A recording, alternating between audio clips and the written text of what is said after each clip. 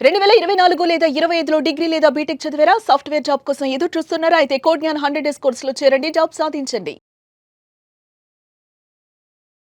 బిజినెస్‌లో సక్సెస్ అవ్వాలి అంటే లక్ కాదు. దానికి కరెక్ట్‌గా ఒక ఫార్ములా యూజ్ చేయాలి అని చెప్తూ ఉంటారు.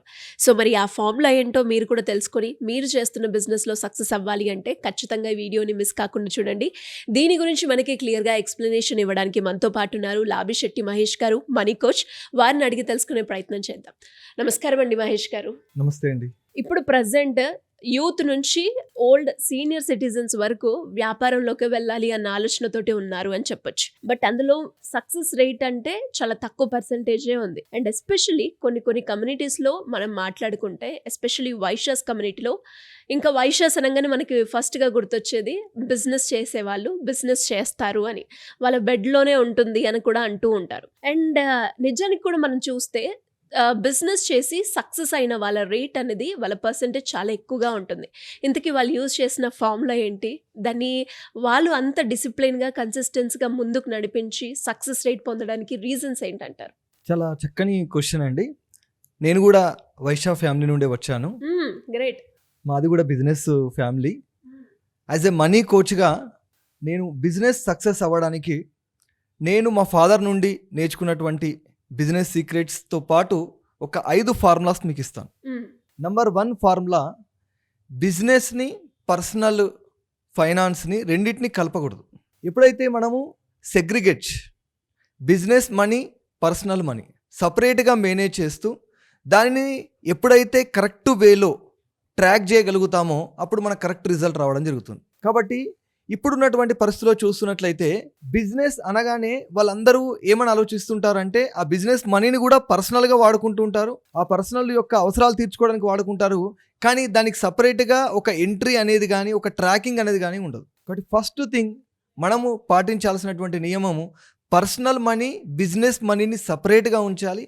బిజినెస్లో మనకి ఎంతవరకు అమౌంట్ వచ్చింది, ఎంతవరకు అమౌంట్ అనేది ఇంకా మనకు రావాల్సి ఉంది, మనం ఎంత ఖర్చు పెట్టాము అనే విషయం మనకు తెలిసి ఉండాలి, కాన్షియస్గా ఉండాలి. కాబట్టి ప్రతిరోజు మా ఫ్యామిలీలో నైట్ షాప్ క్లోజ్ చేసేటప్పుడు ఆ బిజినెస్కి సంబంధించినటువంటి ఇన్కమ్ ఎంత, ఎక్స్పెండిచర్ ఎంత, రేపటికి మళ్ళీ మన బిజినెస్లో పెట్టుబడి పెట్టాల్సినటువంటి డబ్బు ఎంత ఉందని క్యాలిక్యులేట్ చేసేవాళ్ళం. Next second formula, no credit అండి. ఎక్కువగా కూడా అవసరము అయినంత వరకు కూడా 99% క్రెడిట్ సేల్ చేసేవాళ్ళం కాదు. ఈరోజు చూస్తున్నట్లయితే చాలా వ్యాపార సామ్రాజ్యాలు అంటే బ్యాడ్ డెట్స్తోని నష్టాల్లో మునిగిపోవడం అనేది మనం చూస్తున్నాం.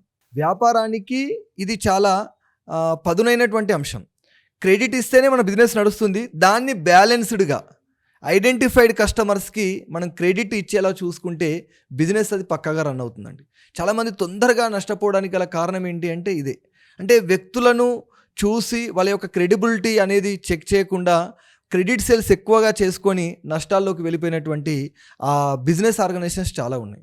కాబట్టి మా ఫాదర్ ఒకే చెప్పేవాడు, క్రెడిట్ సేల్ పైన ఎప్పుడు కూడా మనం డిపెండ్ అవ్వద్దు. క్రెడిట్ పర్చేస్ కూడా, అంటే మనం తీసుకురావడం కూడా ఏదో వాళ్ళు ఇస్తున్నారు కదా అని చెప్పేసి లక్షల్లో మనం సరుకు తెచ్చుకున్నాం అనుకోండి, మళ్ళీ అది సేల్ అవ్వకపోతే మళ్ళీ మనకు నష్టమే కదా.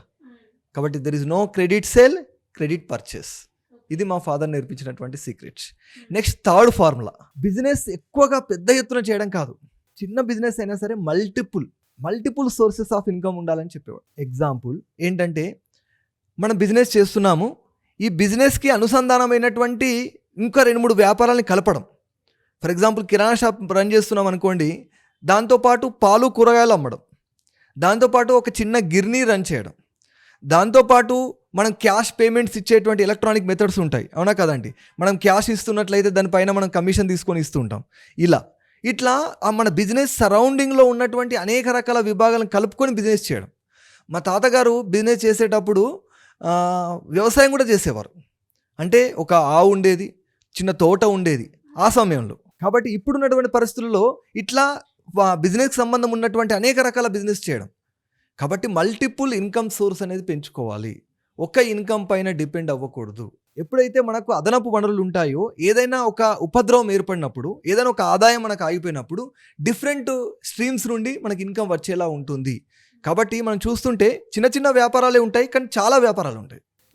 ఇది biggest money secret formula by the Vaishya community. Next ఇంకొక ఫార్ములా, ఇన్వెస్ట్మెంట్. అవునా? ఇన్వెస్ట్మెంట్ చూస్తున్నట్లయితే ఒకప్పుడు ఎక్కువగా ల్యాండ్, గోల్డ్ పైన డిపెండ్ అయ్యి బిజినెస్ చేసేవాళ్ళు అవును. కదండి. అంటే అది ఒక అలవాటుగానే ఇన్వెస్ట్మెంట్ అంటే ఫస్ట్ అవే గుర్తొస్తాయి. కదా. అంటే అది కాన్షియస్గా కాకుండా అన్కాన్షియస్గానే డబ్బు ఏదైనా కొంచెం మనకు జమ అయిందంటే గోల్డ్ కొనడం, కొంచెం డబ్బు జమ అయిందంటే ఒక చిన్న ప్లాట్ తీసుకోవడం, ఇది ఒక అలవాటుగా అది జరిగిపోతూ ఉండేది అంతే. అలా కొన్ని ల్యాండ్స్, కొంత మొత్తం గోల్డ్. అంటే ఇక చాలామంది అంటుంటారు మినిమం వైశ్య కమ్యూనిటీలో అయితే 1 కేజీ బంగారం ఇంట్లో ఉంటుంది అని అంటుంటారు. అవును. అంటే అది అలవాటుగా కొనుగోలు చేసిందే కానీ అదొక పెట్టుబడి, దానివల్ల భవిష్యత్తును కాపాడుకుంటుంది అనే ఆలోచన తక్కువ, కొనాలి దాన్ని పొదుపు చేయాలి అనేటువంటి ఆలోచన ఎక్కువ. ఇంకొక ఫార్ములా చెప్తాను, ఇది వండర్ఫుల్ ఫార్ములా. చాలామంది దీనిపైన కొంచెం విమర్శలు కూడా చేస్తుంటారు. ఇక్కడ డబ్బుకి ఎక్కువ విలువ ఇవ్వడం, మనీ ఈజ్ ఎ పవర్, లక్ష్మీదేవిగా కొలుస్తాం, అవునా కదండి. అవును. అలాంటి డబ్బును వృధాగా ఖర్చు పెడితే అది భవిష్యత్తులో మనల్ని రోడ్డుపై తీసుకొస్తుంది అనే ఉద్దేశంతో లైఫ్ స్టైల్కి చాలా తక్కువ ఇంపార్టెన్స్. నిజంగా కూడా నా చిన్నతనంలో మేము కూడా లగ్జరియస్గా బతికినట్లు నేను ఎక్కడ కూడా నాకు మెమొరీస్ లేవు. ప్రతిదీ కూడా అంటే ఒక బ్యాలెన్స్డ్గా, ఏది అవసరమైతే దాన్ని మాత్రమే.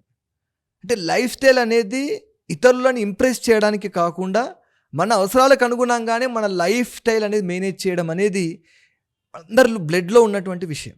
ఈరోజు ఎవరైతే డబ్బును సరిగా పొదుపు చేయరో, డబ్బును సరిగా వాడుకోరో, ఎవరైతే వృధాగా ఖర్చు చేస్తారో అందరూ కూడా నష్టాల్లోకి వెళ్ళేటువంటి అవకాశం ఉంది.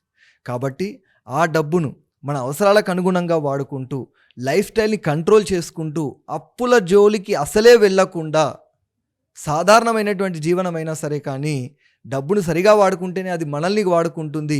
అనవసరమైన వస్తువులు కొంటే అవసరమైన వస్తువుని అమ్ముకోవాల్సి వస్తుంది అనేటువంటి సిద్ధాంతం ఆధారంగా ఈ లైఫ్ స్టైల్ చాలా సంవత్సరాలని కూడా మన యొక్క ఫ్యామిలీస్ అందరూ ఇది పాటించడం అనేది జరిగింది. కానీ దీన్ని కొంతమంది మనకు చాలా పిసినారనో, చాలా పొదుపుగా వాడతారనో ఇది చెప్పడం అనేది జరుగుతూ ఉంటుంది. బట్ డబ్బుకు మనం ఎంత విలువిస్తే ఆ డబ్బు మనల్ని అంతగా కాపాడుతుంది.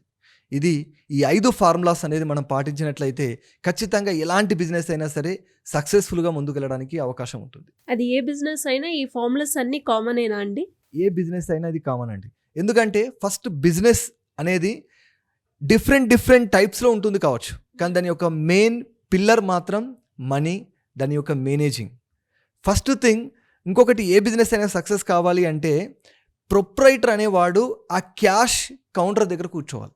మాకు చెప్పే విషయం ఏంటంటే స్నానం చేయకుండా కానీ లేదా ఇంకొకరు కానీ థర్డ్ పర్సన్ క్యాష్ కౌంటర్ దగ్గర కూర్చోవద్దు అని చెప్పేవారు. ఓకే. కారణం ఏంటి అంటే ఎప్పుడైతే నువ్వు ఒక రెస్పాన్సిబిలిటీగా ఫీల్ అయ్యి బిజినెస్ రన్ చేస్తావో అప్పుడు ఆ బిజినెస్ రన్ అవుతుంది. బిజినెస్ చక్కగా ఎస్టాబ్లిష్ చేశాం, సేల్స్ బాగున్నాయి, కానీ నువ్వు ఇర్రెస్పాన్సిబుల్గా కౌంటర్ పైన ఎవరినో కూర్చోబెట్టి నువ్వు బయట తిరుగుతూ ఉంటే ఆ బిజినెస్ రన్ అవుతుందండి? రన్ అయ్యేటువంటి అవకాశం లేదు. అంటే రెస్పాన్సిబిలిటీగా అక్కడే కూర్చొని నువ్వు చూస్తుంటే చాలామంది కూడా ఈరోజు ఓనర్సు, మీరు మార్నింగ్ 6 o'clock చూసినా అతనే కనపడతాడు షాప్లో, మళ్ళీ నైట్ 11 o'clock చూసినా అతనే కనపడతాడు. అవునా? అంటే అంత కన్సిస్టెన్సీగా హార్డ్ వర్క్ చేస్తూ ఒక రెస్పాన్సిబిలిటీతో రన్ చేస్తారు కాబట్టి బిజినెస్ రన్ అవుతుంది. కాబట్టి ఈ సీక్రెట్తోని ఏ బిజినెస్ రన్ చేసినా సరే ఖచ్చితంగా సక్సెస్ అవుతుంది. గ్రేట్ అండి మహేష్ గారు. అండ్ చాలా బాగున్నాయి. ఇవన్నీ కూడా మైన్యూటే కావచ్చు కానీ మన బిజినెస్లో చాలా పెద్ద ఇంపాక్ట్ ఉంటుంది అని అర్థమవుతుంది. అండ్ స్టిల్ ఇంకా ఎవరికైనా కూడా మీరు అన్నట్టుగానే చాలా మందికి కూడా ఇప్పుడు మనీని బ్యాలెన్స్ చేయడం, మనీని హ్యాండిల్ చేయలేకపోవడం, జాబ్ చేస్తున్న వాళ్ళే అవ్వచ్చు, లేదు అంటే బిజినెస్ పెట్టుకొని ఇంత లాభం వచ్చింది, ఇంత బ్రేక్ ఈవెన్ అయ్యింది, అయినా నాకు డబ్బు కనిపించట్లేదు అనుకునే వాళ్ళు కూడా చాలామంది ఉంటారు. అలాంటి వాళ్ళు ఎవరైనా కూడా మీ అపాయింట్మెంట్ గురించి మిమ్మల్ని అప్రోచ్ అవ్వాలి అనుకుంటే ఏ విధంగా కాంటాక్ట్ అయ్యే అవకాశం ఉందంటారు? అలాంటి business secrets, money management secrets, అసలు మనీ మేనేజ్మెంట్ అనేది చాలా అత్యవసరమైనటువంటి అంశం అండి. ఎందుకంటే ఫైనాన్షియల్ లిటరసీ అనేది ఇండియాలో చాలా తక్కువ ఉంది. కాబట్టి డబ్బు సంపాదిస్తున్నా అది సరైన విధంగా వెల్త్ క్రియేట్ అవ్వడం లేదు. దానికి సంబంధించి కింద స్క్రోల్ అయ్యేటువంటి నంబర్కి కాల్ చేయండి. ఖచ్చితంగా నేను 1-to-1 క్లాసెస్, అదేవిధంగా ఒక కోర్స్ ఉంటుంది, ఆ కోర్స్ కూడా జాయిన్ అయ్యేటువంటి అవకాశం కూడా కల్పించవచ్చు. థ్యాంక్ యూ అండి. Thank you so much.